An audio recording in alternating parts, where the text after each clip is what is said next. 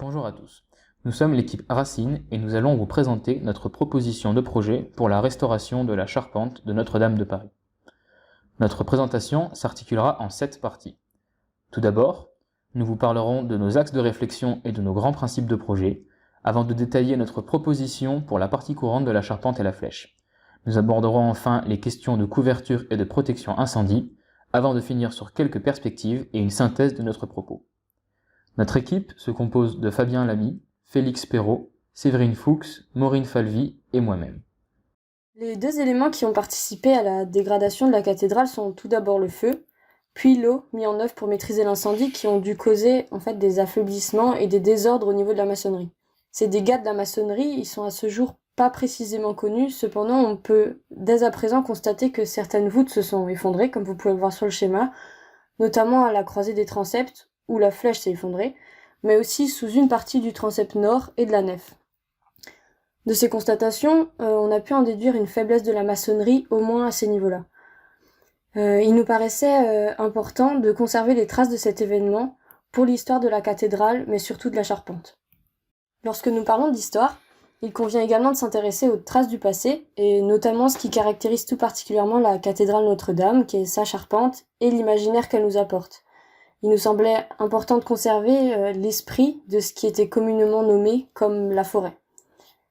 L'unité de la ferme 7 qui la compose, elle est considérée par beaucoup de professionnels comme étant la ferme ancienne la plus aboutie, la plus stable structurellement. Elle a fait l'objet en effet de nombreux écrits et recherches jusqu'à aboutir à ce que nous nommerons, pour notre cas d'étude, l'unité 100%. C'est un élément qui nous semblait important de relever et de conserver pour notre réflexion. Pour ce faire, nous avons dessiné dans son entièreté l'unité de la ferme 7, composée donc d'une ferme principale associée à 2 fermes secondaires de chaque côté. Nous l'avons donc étudiée pour comprendre son fonctionnement et ainsi connaître ses caractéristiques en termes de portance et de poids que nous avons estimé à 16,4 tonnes. Ce dernier correspond à la valeur donc du seuil, au-dessus duquel on ne peut pas aller. Les éléments qui se sont déchaînés lors de l'incendie ont endommagé les maçonneries, ça c'est un fait. Par l'élaboration d'hypothèses de portance, il convient pour nous de trouver une solution qui puisse répondre à ces défaillances, tout en gardant la marque de cet événement. En parallèle de ces constatations, les réflexions déjà amorcées lors de la rénovation de la cathédrale nous ont amenés à nous intéresser de près aux potentialités de la ferme 7. C'est donc justement de ses faiblesses actuelles et de son histoire que le projet s'inspire. Aussi, les contraintes ne sont pas uniquement d'ordre structurel, mais également temporel, puisqu'il faut protéger la cathédrale au plus vite à travers un chantier assez rapide dans sa mise en œuvre. La restauration doit être quelque chose de bénéfique pour la cathédrale, et doit répondre à notre volonté première, qu'est celle de garder les traces du passé tout en se projetant vers l'avenir. Bien que la cathédrale soit inscrite au patrimoine de l'UNESCO, il nous semblait pertinent, à l'image de Viollet-le-Duc, à son époque, d'apporter une touche de modernité à cette future charpente, en y intégrant les technologies de la construction bois du XXIe siècle. Pour cet élément, nous souhaitons focaliser notre réflexion du XXIe siècle sur le socle de la flèche. Cette dernière vient enraciner la cathédrale dans notre époque, dont le socle est le symbole de sa renaissance et devient le système de branchage primaire de la toiture. L'unité 100 ne sera pas celle retenue pour la reconstruction de Notre-Dame, mais sera une base solide sur laquelle se fixer. En émettant l'hypothèse que les maçonneries ne sont plus en capacité de reprendre autant de charges qu'auparavant, notre projet tient compte de l'histoire et des hypothèses de portance en vigueur. De toutes ces réflexions sur les différentes constatations, il nous tenait à cœur de chercher à optimiser au mieux cette ferme 7, ainsi reprendre les réflexions déjà amorcées par nos aînés afin de l'optimiser et l'adapter aux fragilités actuelles induites par l'incendie. Ce que nous proposons, c'est donc de mettre en avant les contraintes auxquelles doit faire face la charpente de Notre-Dame de Paris. Son héritage s'étale sur plusieurs siècles et l'incendie de 2019 représente en réalité un nouveau chapitre dans lequel nous souhaitons intervenir. Notre principe de projet est simple, plus les maçonneries sont affaiblies par l'incendie, plus les fermes doivent être allégées. Comme Séverine l'a déjà évoqué, nous avons étudié l'unité structurelle de la ferme numéro 7 et décidé que son poids représenterait la charge maximale qui pouvait être reprise par les maçonneries à l'époque. Cette charge-là n'est donc plus aujourd'hui réalisable ni acceptable. À partir de cette étude, nous avons défini un scénario de projet dans lequel les capacités portantes des maçonneries sont réduites de façon à représenter 70%, 60% et 50% de leur valeur initiale. Une fois le diagnostic structurel établi, il sera possible d'adapter ces paliers, d'en augmenter, d'en faire plus, de manière à coller au plus proche à la réalité physique de Notre-Dame de Paris. Ces 3 paliers correspondent donc à une diminution du poids de la charpente initiale. Nous souhaitons donner à voir les contraintes qui transitent dans la charpente, et pour ce faire, nous souhaitons donc optimiser l'unité de référence. C'est ainsi que nous avons imaginé les unités 70, 60 et 50 qui composeront la future charpente. Ce que nous voulons, c'est mettre le bon matériau au bon endroit. C'est également ce que le XXIe siècle nous a enseigné. En suivant nos axes de réflexion et notre principe de projet, nous avons conçu chaque unité en référence à l'unité numéro 7, faisant de leur fonctionnement structurel et de leur esthétique une référence très proche. L'optimisation qui a donné les unités a porté essentiellement sur la diminution des sections et le nombre de pièces. Ainsi, chaque unité se compose de ses éléments de couverture, de son contreventement afin d'en faire une unité autostable et avec une cohérence structurelle. Elle se compose également de 4 fermes secondaires symétriquement réparties de part et d'autre de la ferme principale et de 2 passerelles. Nous avons fait le choix d'ajouter une passerelle pour des questions d'équilibre et de symétrie de l'unité structurelle, mais également pour des questions de facilité d'entretien et d'usage de la future charpente. À l'égard de l'unité numéro 7, nous avons choisi d'utiliser des assemblages traditionnels que nous venons verrouiller à l'aide de boulons pour en assurer la stabilité et la durée dans le temps.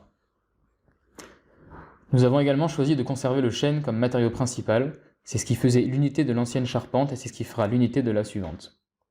Cependant, dans la continuité de notre logique et de notre discours autour de la bonne matière au bon endroit, nous avons fait le choix d'utiliser de l'épicéa ponctuellement dans les parties de la charpente travaillant en traction. Le premier palier à 70% du poids de l'unité de base, soit 11,5 tonnes au lieu de 16,4 tonnes, est au niveau de son dessin la plus proche de la ferme numéro 7 du Moyen-Âge. Des ajustements ont été réalisés, comme par exemple la suppression d'un des faux entraits et le replacement des 2 autres, ou encore l'ajout de poteaux latéraux. Ces derniers permettent à la fois d'accueillir une passerelle de part et d'autre pour fluidifier l'accès et faciliter l'entretien, mais aussi de conserver et d'accentuer l'écriture de la forêt. Le contreventement principal, sous la forme d'une croix de Saint-André, placée sur la partie supérieure, permet de repérer au sein de la charpente le palier à 70%. Le contreventement secondaire, toujours sous forme de croix de Saint-André, s'exprime par un tissage dense et s'apparente aux branches de l'arbre venant s'entremêler. Cette unité structurelle se situe aux endroits où la pierre, selon nos hypothèses, est la moins fragilisée, notamment au niveau du chœur, du début de la nef et du début du transept sud. Les sections des fermes principales varient légèrement en fonction du palier. Les fermes secondaires, qui ont une écriture qui ne varie pas, voient leurs sections se réduire au fil des paliers. Le palier à 60% du poids de l'unité de base, soit 9,8 tonnes au lieu de 16,4 tonnes, se voit retirer une partie du faux arbalétrier. Le contreventement principal se place au centre du pan de toiture afin de marquer ce palier. Le contreventement secondaire conserve son écriture de tissage. Cette unité structurelle se situe aux endroits où la pierre, selon nos hypothèses, a subi des dégâts mais a conservé des capacités portantes suffisantes, au centre du transept sud, de la nef et du chœur et à l'extrémité du transept nord. Le palier à 50% du poids de l'unité de base, soit 8,2 tonnes au lieu de 16,4 tonnes, se voit retirer le faux arbalétrier dans sa totalité et la partie centrale du premier faux entrée. Le contreventement principal se place en partie inférieure afin de repérer le palier. Le contreventement secondaire conserve son écriture. Cette unité structurelle se situe aux endroits où la pierre, selon nos hypothèses, a subi des dégâts importants qui ont réduit de manière significative les capacités portantes des maçonneries. L'abside est quant à elle composée de demi-fermes du palier à 70%, alternées par 2 demi-fermes secondaires. La charpente de l'abside est essentiellement conçue en chêne, avec un total de 24 m3 de bois et un poids total de 15 tonnes. On retrouve dans l'abside les mêmes caractéristiques que dans l'ensemble de la charpente, la mixité des essences et les assemblages en tenon mortaise. Comme on peut le voir ici, les assemblages des entrées, des faux entrées et des arbalétriers avec le poinçon sont assez complexes. On a donc choisi de mettre en place des assemblages composés d'une couronne métallique fixée au poinçon et de ferrures en âme qui viendront s'insérer dans les barres. En ce qui concerne la flèche, la partie émergée est reconstruite à l'identique pour conserver le même visuel depuis l'extérieur de la cathédrale. En revanche, on a totalement repensé la partie immergée de la flèche pour pouvoir y intégrer les techniques constructives du XXIe siècle, à savoir le bois lamellé collé cintré et des assemblages innovants. Avec ces différentes techniques, on estime qu'on peut alléger la structure de la base de la flèche à environ 300 tonnes contre 500 tonnes auparavant, pour environ 430 m3 de bois mis en place. En effet, comme on peut le voir, ces racines en bois lamellé collé cintré s'entremêlent pour former la nouvelle structure de la flèche et se resserrent en partie haute pour supporter la partie émergée de la flèche. Nous avons choisi de les fabriquer en Douglas, qui est une essence durable et permettra de résister aux intempéries. On retrouve donc une mixité des essences avec le Douglas pour les racines et le chêne pour les autres pièces. Ces racines sont maintenues par un ceinturage qui forme la base de la flèche pour limiter la poussée des racines sur les maçonneries. La partie immergée de la flèche est reliée à la charpente de la nef, du chœur et des transepts par des chevrons qui reposent sur les pannes et les noues. Pour ce qui est des assemblages, on a privilégié les ferrures en âme fixées par des boulons. Le poinçon sera quant à lui assemblé aux octogones par le même type de ferrure que l'abside. Enfin, les racines sont assemblées entre elles par un assemblage qui se compose de tiges en acier et de résine époxy haute performance.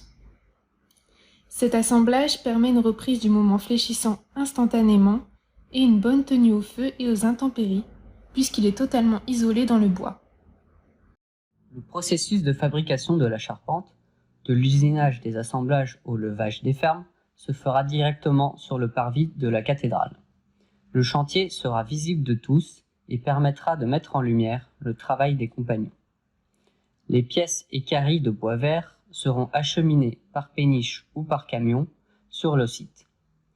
Ils seront ensuite apportés au poste d'usinage où les assemblages seront taillés. Une fois les assemblages taillés, les fermes principales et secondaires ainsi que les contreventements seront assemblés sur un autre poste avant d'être levés par grue sur la cathédrale. L'équarrissage des pièces de bois se fera de manière industrielle, à l'aide d'une machine de type canteur à grumes comme vous pouvez le voir sur l'image.